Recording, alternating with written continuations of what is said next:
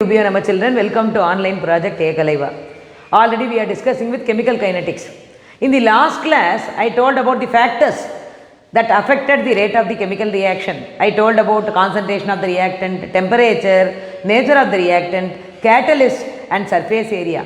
All these factors, it has influenced the rate of the reaction. Next concept is pseudo first order reaction. We are going to talk about pseudo first order reaction. Pseudo first order reaction. What is pseudo first order? Pseudo first order reactions. What are they? Certain reactions, certain chemical reactions, certain chemical reactions, certain chemical reactions are not truly certain chemical reactions are not truly first order reactions are not truly first order reactions are not truly first order reactions but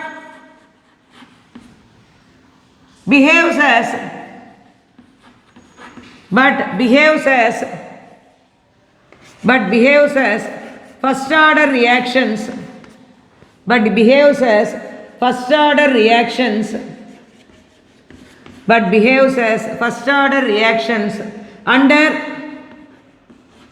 some conditions but behave as first order reaction under some conditions.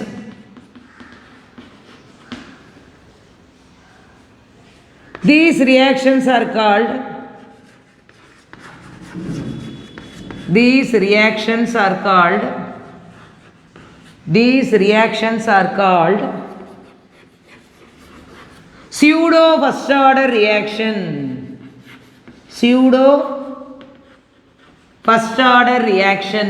pseudo first order reaction.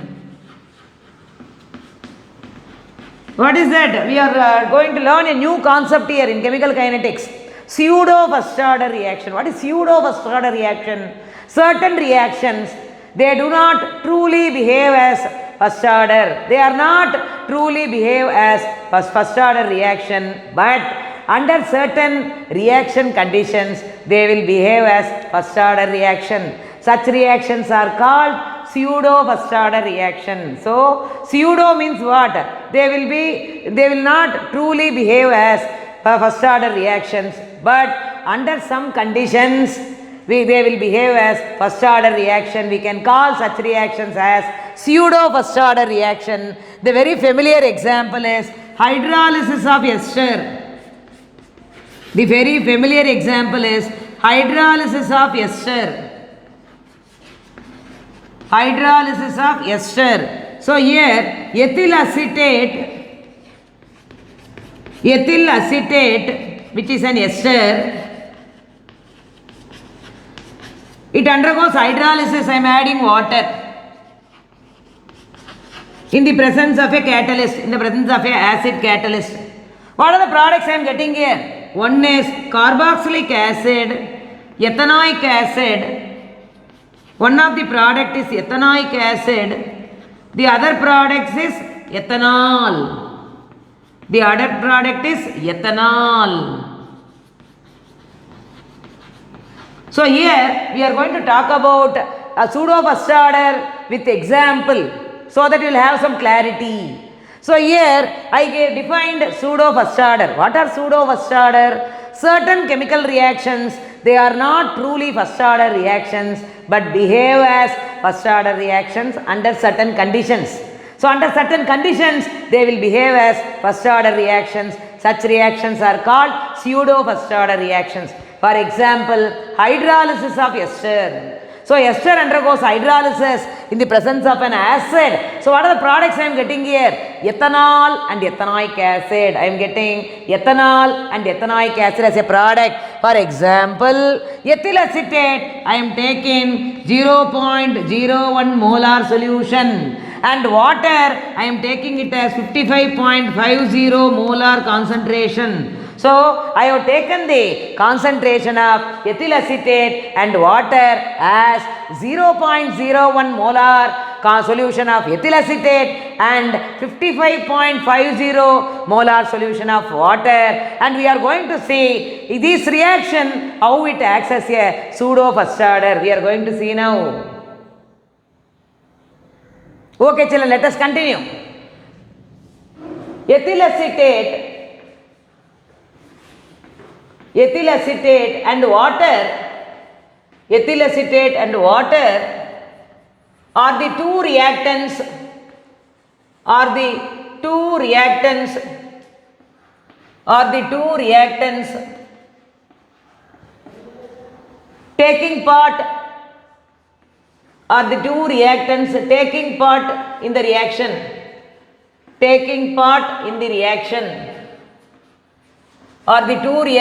taking part in the reaction.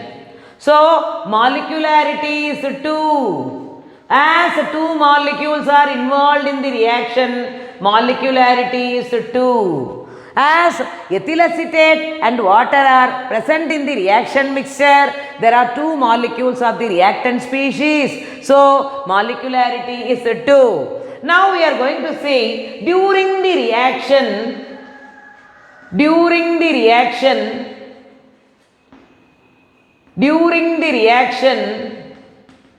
the concentration of ethyl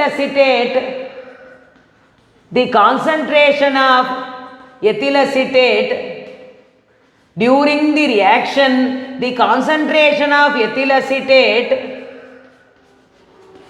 changes. The concentration of ethyl acetate changes. The concentration of water remains constant. The concentration of water remains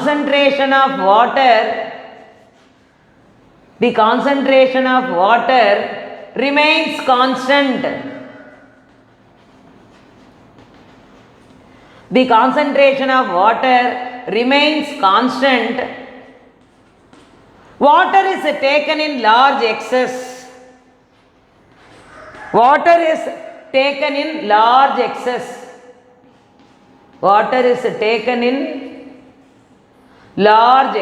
That's why the concentration of water remains constant.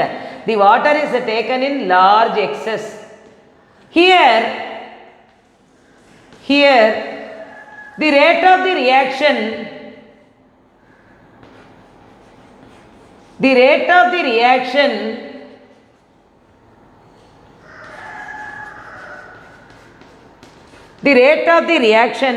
depends upon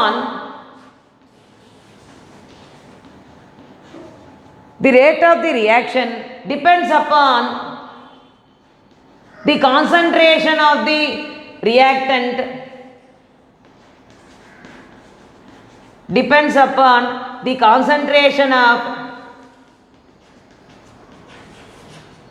rate of the reaction depends upon the concentration of one reactant only. What is that one reactant here? Ethyl acetate.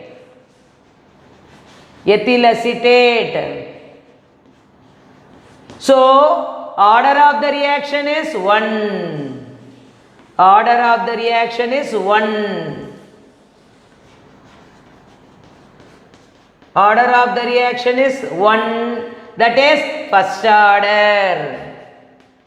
That is first order. So, here what we are doing here, actually I wanted to give an example. Hydrolysis of ester. So, ester undergoes hydrolysis in the presence of an acid. I gave, what are the products I got? Ethanol and ethanoic acid. How many molecules are there in the reactant species? There are 2 molecules. What are they? Ester and water. As 2 molecules are involved in the reactant species, in the reaction mixture, what is the molecularity? 2. 2 molecules are taking part.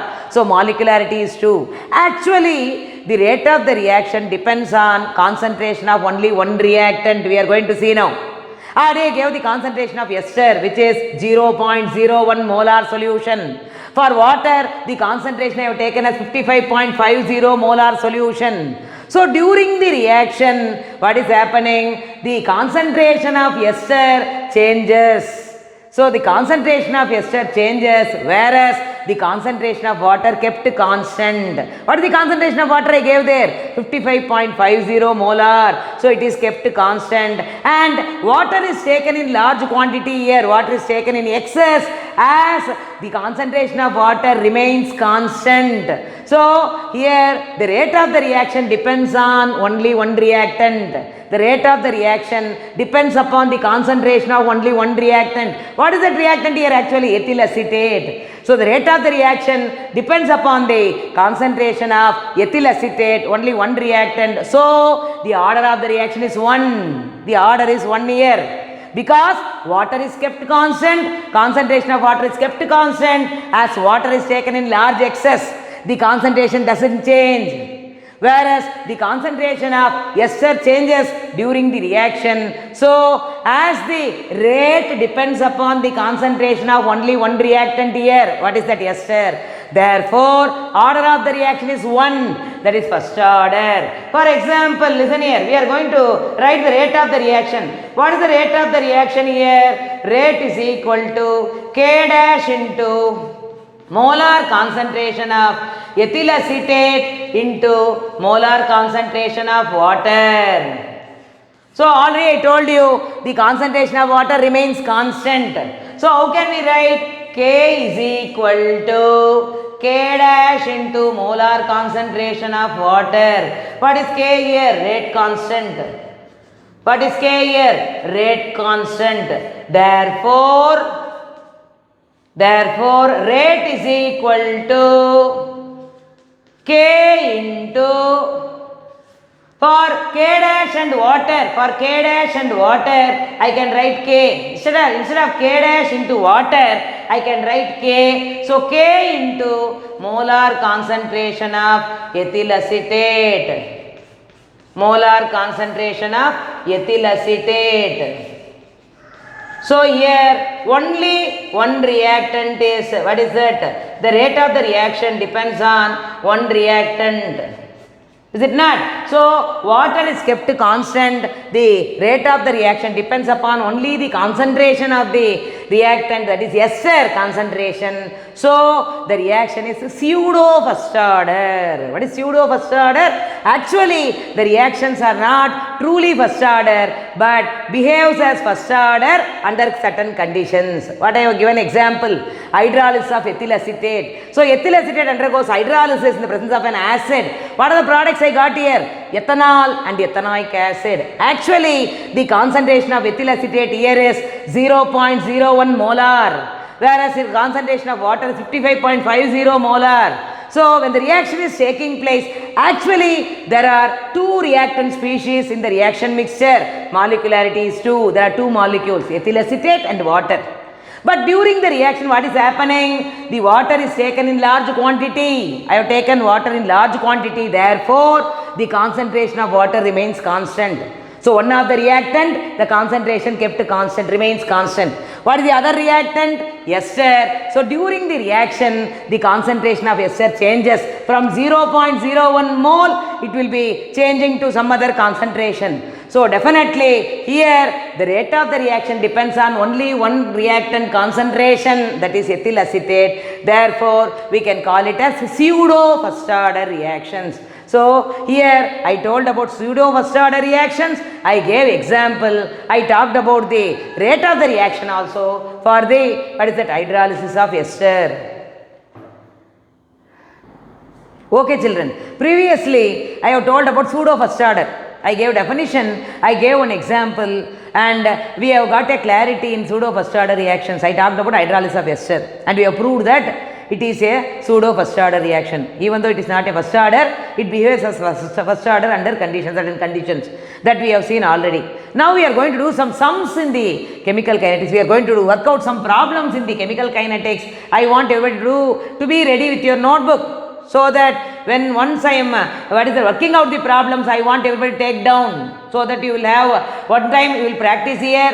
If you go home, again one more time you can do it as homework, so that you will be getting clarity. So the first one we are going to see Calculate the order of the reaction. Calculate the order of the reaction. Calculate the order of the reaction. Calculate the order of the reaction from the rate expressions. From the rate expressions. Calculate the order of the reaction from the rate expressions. So there are so many rate expressions they have given here. From that we are going to find out the order of the reaction. So calculating the order of the reaction from the rate expression. Already I told about order of the reaction. What is order of the reaction? Order of the reaction is nothing but sum of the powers of the concentration terms of the reactant in the, what is that, rate law equation. Sum of the powers of the concentration terms of the reactant in the experimentally determined rate law or rate equation, we can call it as order of the reaction. The first sum is rate is equal to K into molar concentration of A whole power 3 by 2 and molar concentration of B whole power 1 by 2. So what is the first sum? The rate expression is given as rate is equal to K into molar concentration of A the whole power 3 by 2 and molar concentration of B whole power 1 by 2. What is order of the reaction? What is order of the reaction? Sum of the powers of the concentration terms. Sum of the powers of the concentration terms. Sum of the power of the concentration terms. Sum of the power of the concentration terms of the reactant. Sum of the power of the concentration terms of the reactant molecule. Reactant molecule in the experimentally determined rate equation. In the experimentally determined rate equation. In the experimentally determined rate equation. So we are going to calculate the order of the reaction from the rate expression, which is nothing but sum of the powers of the concentration terms of the reactant molecule in the experimentally determined rate equation or rate law. Okay children, let us continue. So what is the order of the reaction for this sum? Order is equal to, add the sum of the powers of the concentration terms, 3 by 2 plus 1 by 2. What is 3 by 2 plus 1 by 2? Take LCM. 2 is the LCM. 3 plus 1, that is equal to 4 by 2. What is that? 2 2s are so 2. Order of the reaction is 2 here. Order is 2. So order is 2 for the first one. What is second expression? Rate is equal to K into molar concentration of A whole power 3 by 2 into molar concentration of B whole power minus 1. This is another equation, another rate expression, where rate is equal to K into molar concentration of A whole power 3 by 2 into molar concentration of B whole power minus 1. What you will get here? Order. What is the order of the reaction? Add up the powers of the concentration terms, sum of the powers of the concentration terms of the reactant molecules. What are they? 3 by 2 minus 1. So what is that you will be getting? 2 is taken as an LCM. 3 minus 2 by 2, that is equal to 1 by 2. So order is fraction. Order is half, which is a fraction. Which is a fraction. There is another expression where A plus B gives C. A plus B gives C, which is a zero order reaction. Which is a zero order reaction. Which is a zero order reaction. What is the rate expression? What is the rate expression? Rate is equal to K into molar concentration of A whole power 0 into molar concentration of B whole power 0. So, what is the order of the reaction here? When you add up the powers, here the power is 0. So, order is 0. So, these three are the sums that talks about the order of the reaction from the rate expression. From the rate expression, whatever it is given, we were able to calculate the order of the reaction. I defined order of the reaction as sum of the powers of the concentration terms of the reactant species in the experimentally determined rate equation or rate law. So, I have started with three different sums where order varies. In the first case, I got the order as 2. In the second case, I got a fractional order. Already I gave the definition. Order of the reaction may be, what is that, 0, 1, 2, 3, sometimes it can be a fraction also. It can be a fractional order also. So, here I got the order of the reaction as half, which is a fraction. Similarly, for the last rate expression, which is a zero order reaction where A plus B gives C. Here, what is that? Actually, the rate expression is given as rate is equal to K into molar concentration of A whole power 0 into molar concentration of B whole power 0, because it's zero order reaction. So, power is 0 here. When you add up the powers of the concentration terms of the reactant here, what is the order of the reaction? 0. So, here the power is 0. So, order of the reaction will be 0. So, up to this we have calculated the order of the reaction from the, what is that, rate expression. The next case we are going to talk about the some other problems also related to the concepts what we have learnt in chemical kinetics. Okay children, let us continue with the next topic. That is, we are going to calculate the half-life period from the rate constant. From the rate constant of the first order reaction, we are going to calculate the half-life period. What is the half-life period? Half-life period is defined as time taken to disintegrate the concentration of the reactant to half of its initial value. So, what is the half-life period? T of R half-life period. Half-life period. What is the definition? What is the definition? Time taken to disintegrate. Time taken to disintegrate the concentration of the reactant. Time taken to disintegrate the concentration of the reactant. Time taken to disintegrate the concentration of the reactant to half of its initial value. To half of its initial value. So, we can call it as, what is that, half-life period. So, what is half-life period? The time taken by the reactant. The time taken to disintegrate the concentration of the reactant to half of its initial value. From the initial value, how it, what is that, converted into half. At what time it is converted into half of its value. The time taken to disintegrate the concentration of the reactant to reduce to half of its initial value is known as half-life period. So, what is the first sum? They have given K value. K is equal to 200 minute inverse. K is equal to 200 minute inverse. So, what is the rate constant for first order reaction? Rate constant for first order reaction is, rate constant for first order reaction is, rate constant for first order reaction is K is equal to 0.693 divided by T of.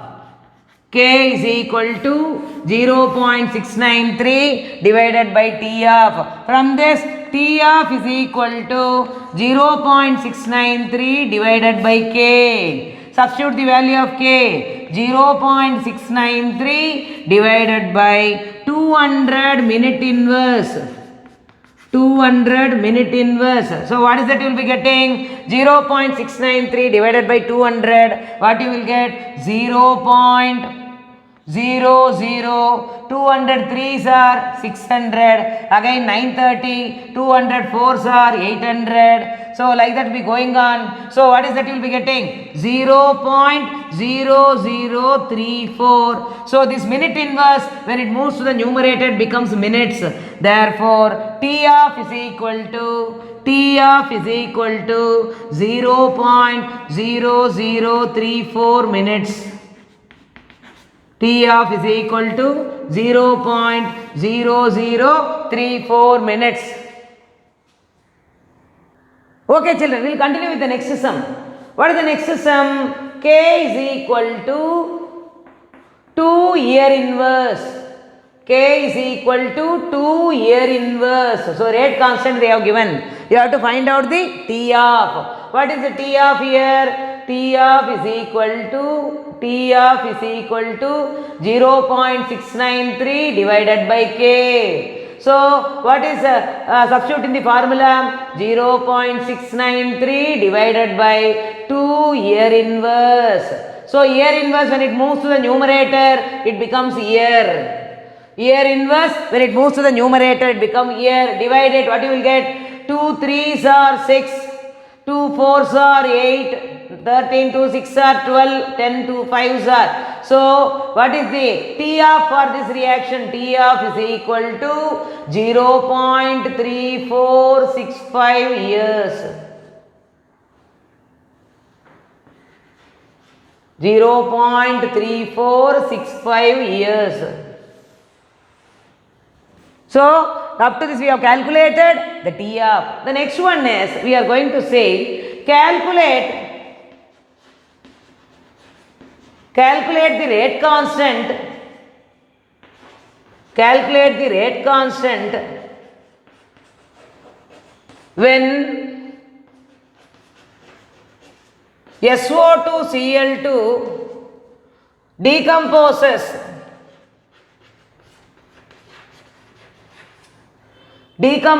to half of its initial concentration,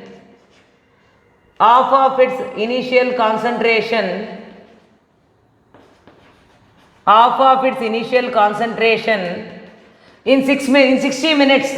In 60 minutes it is reduced to half of its initial concentration. If the reaction follows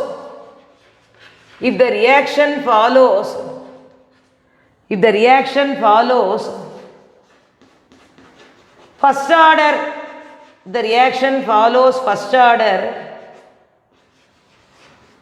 calculate K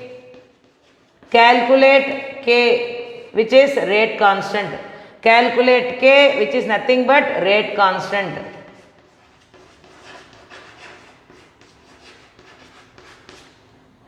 What is rate constant for first order reaction?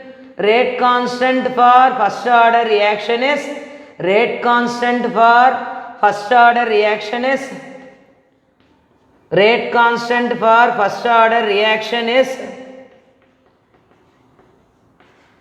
'K' is equal to 0.693 divided by T of.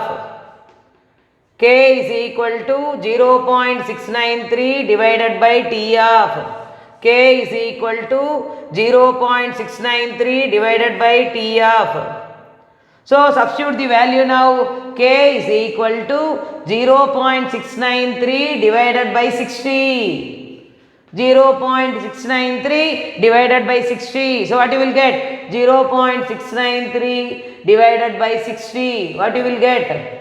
0.61s are 60. Okay. Again 93. Again 61s are 60. Okay. Again what is that? 330. 65s are 300. Okay. Again 300. What is that you will be getting? 65s are 300. So what is the answer we are getting here? What is the answer we are getting here? K is equal to 0.1155 minute inverse.